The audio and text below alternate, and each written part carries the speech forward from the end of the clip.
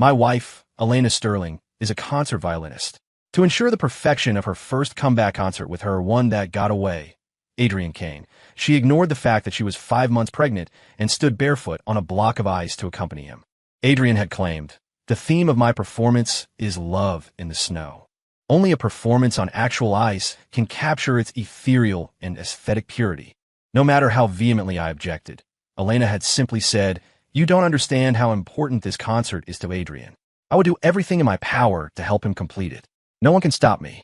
Adrian's concert was a massive success. But our child, Elena's and mine, stopped moving because she had been subjected to the freezing cold for too long. She said, "Survival of the fittest. If he couldn't survive, it proves he wasn't meant to come into this world anyway. It's better this way." She didn't want the child anymore. And as for her, I didn't want her anymore either.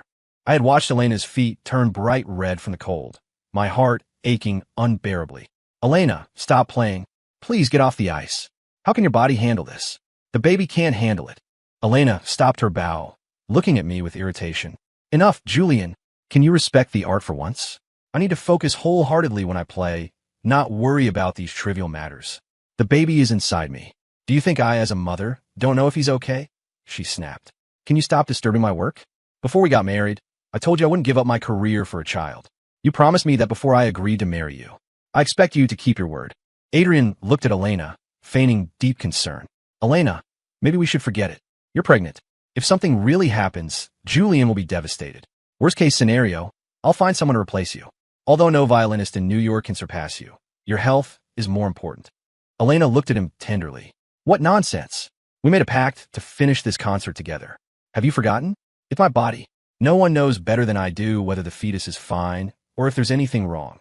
With that, she stepped barefoot onto the ice block again. "Let's run through the duet once more.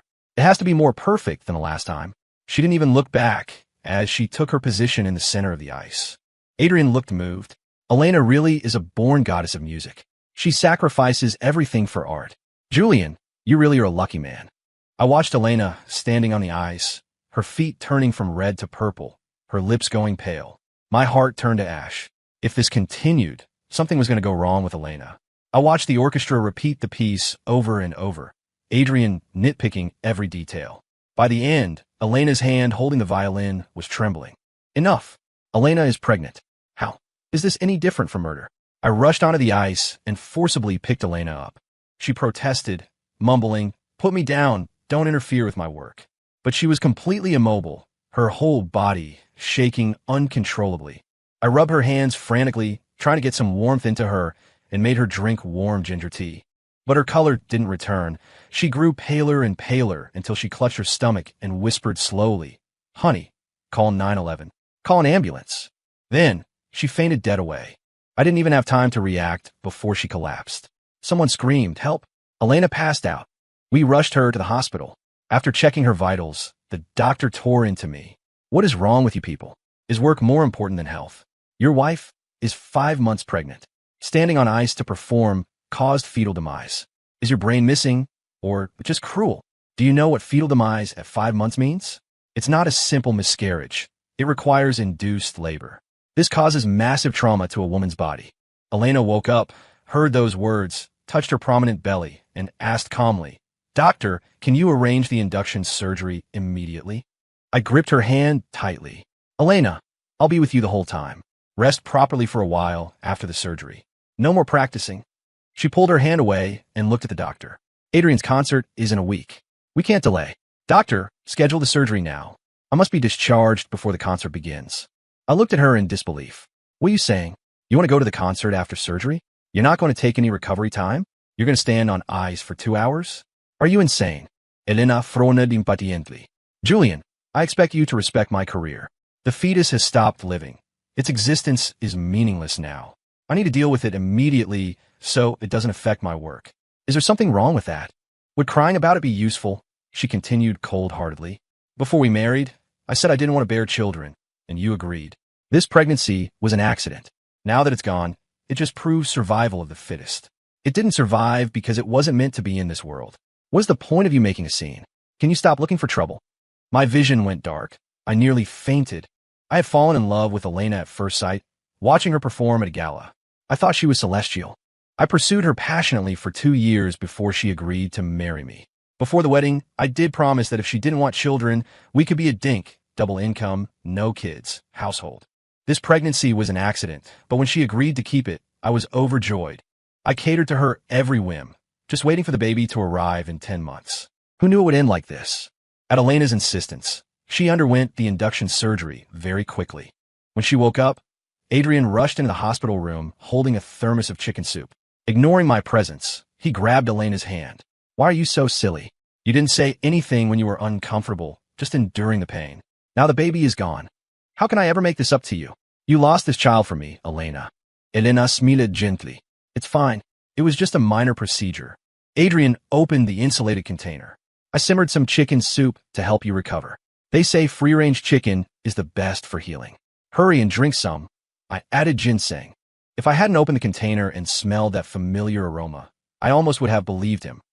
I ladled out the soup and realized instantly. This was the signature soup from the Vance Hotel chain, my family's business. The medicinal herbs in it were a proprietary blend. 2 of the ingredients weren't available anywhere else in the city. He certainly knew how to play the good guy, claiming he cooked it himself. Adrian sighed. It's all my fault. If I hadn't demanded so many repeated rehearsals, you wouldn't have stood on the ice for so long. Elena comforted him. Adrian, you are a successful artist. High standards are normal. Don't worry, I will definitely attend your concert on time. Adrian looked at her with surprise. Really? Is your body up for it? Elena looked at him and nodded, her eyes filled with a tenderness I had never seen directed at me. I said in a low voice, absolutely not. You are in post-operative recovery.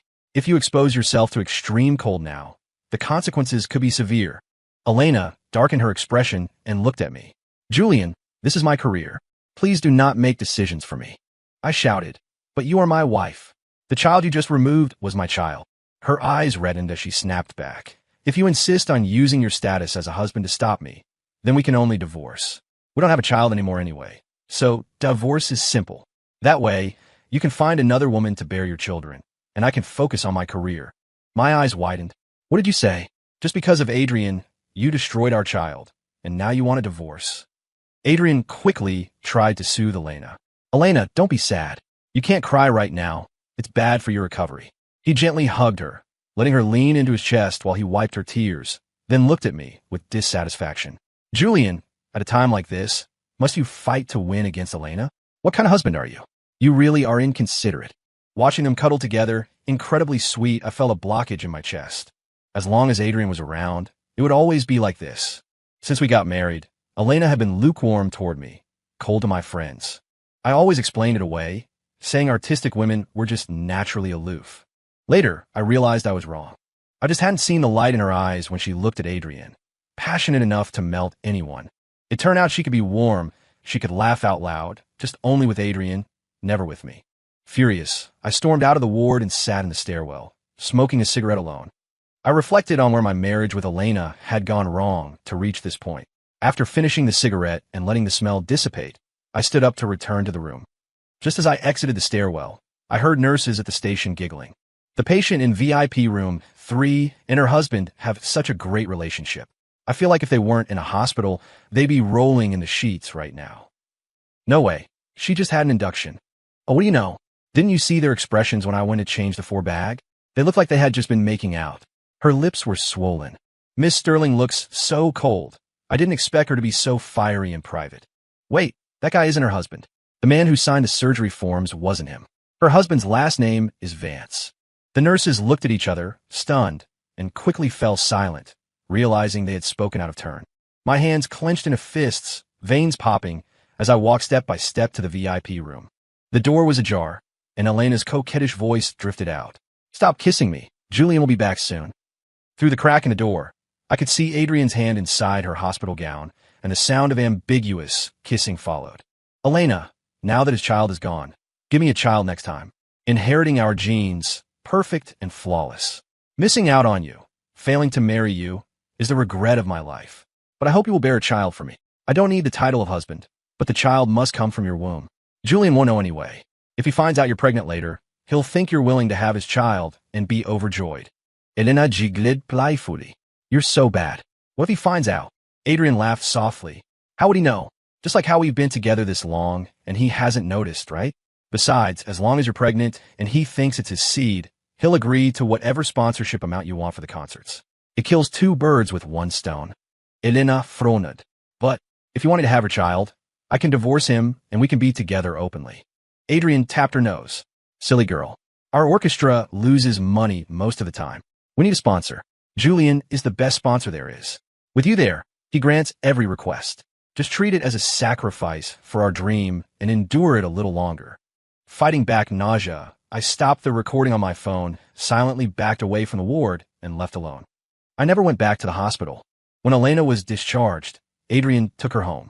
She merely said coldly over the phone, Julian, you're pathetic. Just because of the miscarriage, you're unwilling to fulfill even the basic duties of a husband? How long are you going to throw this tantrum? I gripped the phone and took a deep breath. I'm Busa. I'm preparing to come back the day of your concert. I'll have a big gift for you both then. My phone was connected to the security cameras at home. I had installed them with her permission back when she was pregnant, and I was traveling for business, afraid something might happen to her while she was alone. I never expected the cameras to be used like this. I watched Adrian and Elena in our home, intimately cooking, chatting, and kissing tenderly. I even saw Adrian wearing my pajamas, his arm around Elena, as they went into the master bedroom. Nausea surged, and I threw up in the toilet. It turns out when disappointment and disgust reach a limit, you really do physically vomit. A few days later, Adrian's concert began. Because of Elena's lobbying and insistence, I had sponsored this concert. As the biggest benefactor, I gave all my complimentary tickets to the major media outlets in the city to build hype for Adrian. The scene was grand. Adrian and Elena were ecstatic. Elena even sent me a rare, proactive text. Husband, will you be coming to our concert? I sneered and replied, I'll be there on time, and I've prepared a surprise. Adrian's concert was a massive success. His concept of performing on ice grabbed headlines, and he was being hailed as a cutting-edge artist. He held Elena's hand on stage to give a speech. Special thanks to the most important person in my life, Ms. Elena Sterling, for her constant support. Elena, you're truly vital to me. Thank you for appearing in my life. Elena Bruched. Just then, a staff member brought up a file folder. A gift from Mr. Vance to celebrate the success of the performance. And a congratulatory video. He requested we play it after your speeches. The guest below whispered excitedly. CEO Vance really spoils his wife. Flowers and gifts for every concert. The big screen lit up. It showed Elena and Adrian. Adrian was gently holding Elena, kissing her hair. Silly girl. Our orchestra loses money most of the time. We need a sponsor. Julian is the best sponsor there is. With you there, he grants every request. Just treat it as a sacrifice for our dream and endure it a little longer. Wait until we succeed. Then you can divorce him, take half his assets, and we can be together forever. The audience erupted in an uproar. On stage, Adrian and Elena went pale, screaming, Who played that video? Turn it off. Turn it off immediately. In her panic, Elena knocked over the file folder that had just been handed to her. The contents spilled out with a crash. The black and white text on the document jumped into her eyes. Divorce settlement agreement. Elena's hands trembled as she picked up the papers, looking frantically at the audience, muttering, Julian, where are you? Are you out there? Let me explain. It's not what you saw. It's all a misunderstanding. But the video on the screen continued. Her conversation with Adrian in the hospital room, their intimate actions, and the explicit, ambiguous behavior in my home after she was discharged. It was all displayed for everyone to see. Reporters rushed the stage. Ms. Sterling, was the miscarriage last week an accident, or did you intend for it to happen? Mr. Kane, regarding your affair with Ms. Sterling, you knew you were the other man. Are you proud of being a homewrecker? Mr. Kane, how do you feel about interfering in someone else's marriage and coaxing the woman you love to prostitute herself for money? Ms. Sterling, everyone knows Mr. Vance dotes on you. Now that your betrayal has been exposed, do you have any explanation? Elena defended herself loudly. I didn't miscarry on purpose. I did it for the art I love. I didn't mean to. A female reporter asked. As a woman, as a mother, you disregarded the safety of your fetus just to fulfill your lover's concert. You really don't deserve to be a mother. Elena covered her face. It wasn't like that. I thought it would be fine. They say the fetus is stable after 3 months. It was just standing on ice for 2 hours. How could I have known it would cause a miscarriage? Adrian tried to block them. Stop filming. Turn off the screen. The situation escalated. Finally, A colleague from the orchestra found the power source and killed the big screen. I stood up and turned to leave the concert hall. Elena screamed, "Julian, stop." Everyone looked over. I turned around. Elena, eyes red, rushed in front of me, screaming half crazily, "Why? Why'd it have to be today? Just as we were about to achieve fame and success. You had to ruin us? You had to destroy our reputations. We've been husband and wife for years. How could you be so heartless?" I looked at her with mockery. Years of marriage? Heartless? So, you know the meaning of heartless. Then tell me, when you were carrying on with Adrian behind my back, ignoring the safety of our baby for him, causing the fetal demise, did you consider my feelings? You betrayed our marriage. For Adrian, you made me sponsor you endlessly, spending real money to host these concerts, all while cheating on me. Is that not heartless? How did you manage to be my wife while calculating my money with your lover? Elena, aren't you an artist? Don't you view money as dirt? How could you plan to use my money to support your lover? I'm out there earning money, and you bring your lover to my home to fool around. Where's your shame? Tears slid down Elena's face. She choked out, "But do you know how hard it was for us to get to this step? How could you harm us at a time like this? You really went too far." I was nearly laughing at her shamelessness. "What? You too cheat, and I have to pick a convenient time to expose you. Should I have thrown you a celebratory banquet first? Are you out of your mind?" I snatched the divorce agreement from her hand and held it before her eyes. "Look clearly. Divorce agreement. Elena, sign it. From now on, we have nothing to do with each other." Elena grabbed me. "No, honey, I don't want a divorce. Give me another chance. You love me, don't you?" I looked at her, this woman I had once loved deeply, who now only disgusted me. I threw her hand off and scoffed. "Don't want a divorce? Why? Is it because Adrian can't give you the luxury life you have now? Or because you can't get the orchestra sponsorship anymore? Or do you think not divorcing makes the cheating more thrilling? Do your colleagues know you're this shameless? Do your fans know you're this disgusting?" Elena only cried and shook her head, looking up at me pleadingly. "Stop saying it, Julian. I was wrong. Give me another chance, okay? I'll be a good wife, a good mother." Hearing the words "good mother," my eyes turned bloodshot. I looked at her with hatred. "Elena, why beg you to think of the child? What did you say? What did you say in the hospital? You asked me for another chance, but you didn't even give our child one chance."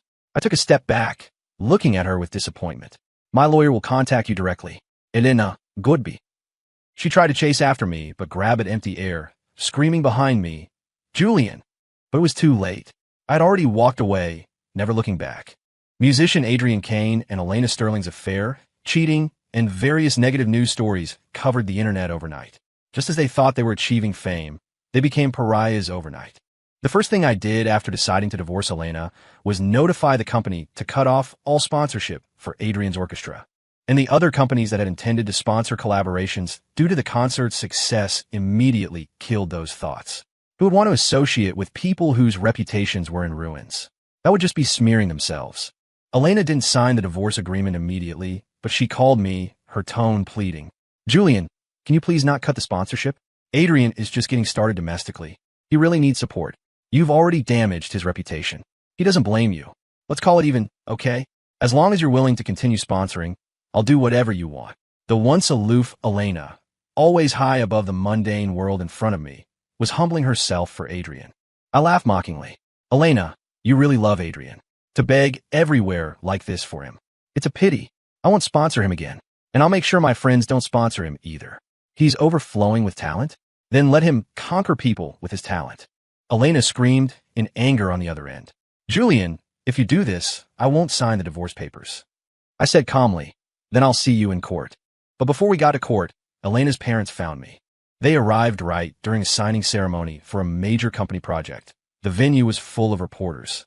Elena's father interrupted my speech on stage loudly, sternly saying, "Julian, how can you stand there speaking so self-righteously? My daughter ignored her pregnancy to perform for the success of the orchestra you invested in. She froze until she miscarried for you, and now you want to divorce her? Are you even human?" The guests were stunned, and reporters surrounded them. Many of my partners were from out of town and didn't know about Adrian and Elena's affair. They just pointed at me, their expressions darkening. I stood on stage, back straight, looking directly at Mr. Sterling. "I have never done anything to wrong your daughter. You coming here to cause a scene and affect my company's reputation. Can you handle the liability?" The reason Elena miscarried is that she insisted on standing on ice to perform to help Adrian hold his concert. After the miscarriage, It was also for Adrian that she left the hospital within days to continue performing on the ice. Your daughter's dedication to her love is truly touching. I think you're looking for the wrong person to take responsibility. I signal my secretary to take out her phone and pull up the video from the concert to show them. I don't know who sent you here to make trouble, but in this matter, I am the victim from start to finish. I haven't even sued Elena for emotional distress yet, and you have the nerve to come to me. The crowd buzzed with discussion. The video audio was playing over the speakers, loud and clear. People started searching for the news on their phones. A reporter who had been there that day started asking Elena's parents loudly, "Mr. Sterling, did you know your daughter was cheating? We heard that your house and car were bought by Julian after he married your daughter. Now that they're divorcing, will you be returning the house and car to Mr. Vance? Your daughter cheated during the marriage. What were you thinking coming here to pick a fight?" Mr. and Mrs. Sterling watched Elena and Adrian in the video, their faces alternating between red and white. They shouted, "Impossible. Elena said the child was lost because of you. Elena was raised well. How could she do such a thing?" I looked at them. "Why don't you go ask her yourself?" Mr. and Mrs. Sterling, completely humiliated, immediately went to the orchestra headquarters to find Elena. They found her together with Adrian. Elena was crying, eyes red. "What do we do now? All the orchestra's performances have been canceled. My solo concert can't happen because there's no sponsorship. Julian loves you so much. He's just angry right now. Why don't you go home in a few days and coax him? We have a long life ahead of us. It doesn't matter if we're not together for a little while, right?" Elena Sterling, "Get the hell out here." Her father's roar startled everyone. Elena went pale when she saw her parents. Her father was a university professor who valued his reputation above all else. His daughter doing something like this was undoubtedly a slap in his face. He looked at Elena and slapped her hard across the face. "How did I raise such a shameless daughter? Cheating? Our family has never had such scandalous behavior. How dare you? In what way did Julian treat you poorly? You betrayed him. This Adrian is just a gigolo. Are you unrepentant? You insist on being with him, sacrificing your child to be with him. And you lied to us, saying the child was lost because of Julian. Shameless." Elena fell to her knees with a thud. "Dad, I didn't mean to. I really didn't mean to lose the baby. But Julian was so angry. He ruined the concert too." Her mother sighed, looking disappointed. "You did wrong yourself, yet you blamed Julian. Do you know your father? And I believed you and went to confront Julian? We lost all our dignity." Her father pointed at her. "Go apologize to Julian immediately. Then never see Adrian again. Come home with us." Elena was in tears. "Dad, let me be with Adrian. We truly love each other." Her father kicked her away. "If you stay with this moocher, don't call me dad anymore. Don't come back to the Sterling house." The situation intensified. Elena finally signed the divorce agreement, and we went through the formal procedures.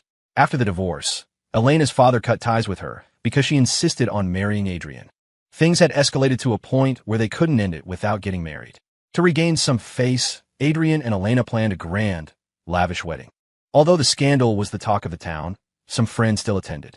Reportedly, Elena looked blissful, weeping tears of joy as she married Adrian, fulfilling her dream of many years.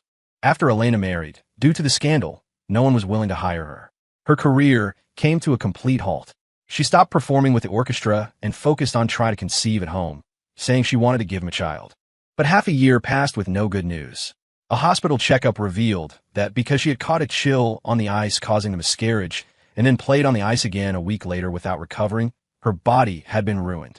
The doctor said her system was too damaged. It would be very difficult to conceive. She became obsessed, dragging Adrian to checkups daily, brewing traditional herbal medicine at home, and forcing Adrian to drink it with her. Adrian's career was blocked everywhere outside. He hit walls wherever he turned. At home, he had to face Elena's neurosis. During another instance of being forced to the hospital by Elena, Adrian finally exploded. "Can you stop acting like an ignorant peasant woman, caring only about carrying on the family line? I need to focus on developing my career right now. Do you realize that because of you, I've hit rock bottom? If I had known this, I really shouldn't have come back to see you." Elena was stunned, then started screaming frantically.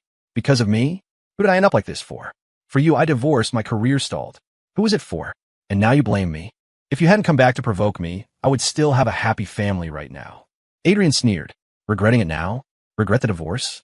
Then go back to Julian. But he doesn't want you. You're ruined. You have nothing, and you betrayed him. He won't take you back. I heard he has a new girlfriend. You can't turn back." After the fight, Adrian moved out to a rental near the orchestra studio, too lazy to even go home. I saw Elena again at the hospital. I was accompanying my wife for a prenatal checkup. Half a year after divorcing Elena, I met my current wife through work. Because we shared the same values, we got together quickly. After marriage, she conceived quickly. We both valued this baby highly. So I accompanied her to every checkup. Elena, pale-faced, watched me supporting my wife as we walked out of the obstetrics clinic, looking happy. She stammered a greeting. "Julian, you're going to be a father? Congratulations." I smiled and said, "You and Adrian married 6 months before me. Aren't you preparing to have a child yet?" At the time, he seemed to really want you to bear his child. The double meaning hit her. She went pale, eyes reddening, and bit her lip. "Right, we'll have one soon." With that, she walked away hurriedly in a panic. My wife knew about Elena. She looked at me playfully. "No more looking. You're my husband now, my baby's daddy." I hug her. Of course, nothing is more important than my wife and child. We realized Elena had dropped her report on the ground. We picked it up to return it to her. But before we reached the corner, we heard the sounds of scuffle. Elena was tearing into a young, pretty girl. Adrian was beside them, trying anxiously to pull them apart, but failing, getting slapped in the process. "You vixen, you knew he had a wife, yet you acted as the mistress. How are you any better? What's the difference between you and a mistress? Didn't you cheat too?" Elena's eyes were bloodshot with rage as she looked at Adrian. "Is this how you treat me? You actually dare to cheat?" Adrian pushed her away and protected the pretty girl in his arms. "Chloe is pregnant with my child. You can't conceive now. You can't expect the Cain line to end with me. Chloe didn't ask me to divorce, nor did she demand a title. What are you dissatisfied with?" Elena stumbled back a few steps, looking at him in disbelief. "For whom did I ruin my health? For whom did I miscarry? For whom did I play the violin on the ice, ending up infertile? Who was it for?" Adrian frowned. "Enough. That's why I didn't divorce you. The position of Mrs. Cain is still yours. Isn't that enough?" Chloe clutched her stomach and looked at Elena. "Lady, you're old. You should rest. Don't run around acting like a crazy woman. Adrian and I are truly in love. I only want Adrian. I leave the title to you. Consider it my respect for the elderly." With that, she took Adrian's arm to leave. "Go to hell." Elena's face twisted into a mask of pure malice. She shoved Chloe hard from behind. Chloe lost her footing and tumbled down the stairs. Because Adrian was being held by the arm, he fell with her. Screams filled the hospital corridor. "Help! Someone fell down the stairs. There's blood everywhere. Call the police." Elena was quickly detained by hospital security. She looked at Chloe being lifted onto a stretcher, blood staining her clothes, and laughed maniacally. "You want to have a baby? I can't have one, so you don't get to have one either." Chloe lost the baby. She insisted on charging Elena with attempted murder. Elena was taken into custody. Since it happened in a hospital, with witnesses, physical evidence, and security footage, her conviction was inevitable. Terrified, Elena kept asking for Adrian, wanting him to sign a letter of forgiveness. But because Adrian had fallen down the stairs, his right arm suffered a comminuted fracture. The doctor said even with recovery, it would have a fatal impact on his playing. He would never take the stage again. Adrian did not sign the letter. Instead, he sent Elena a divorce notice. He didn't even show his face, letting his lawyer handle everything. Elena kept hoping Adrian would come to see her. When she finally saw only the lawyer her family had hired, she covered her face and wept bitterly. "I ended up like this for him. I didn't expect him to hate me so much. Clearly, he was the one in the wrong. Why does he hate me? Why did he betray me? I lost the ability to be a mother for him. Yet he went out and had a child with another woman. Why? Shouldn't he pay the price?" But no one paid her any mind. Her parents only hired a lawyer for her and never visited. They were likely utterly disappointed. Elena was eventually sentenced to prison. Adrian divorced her. Since he could no longer play the violin, he had to leave the city. I heard he went back to his hometown and opened a small music school teaching children. But because of his arm injury, his playing wasn't what it used to be. Fewer and fewer students came, and it eventually shut down. No one knew where he went after that. On the first day of a new year, my daughter was born in the first rays of morning light. My wife asked me, "Give the baby a name." I looked at the sunshine and the dawn outside. I said softly, "Let's call her Aurora. It signifies the power of new life and the awakening of all things."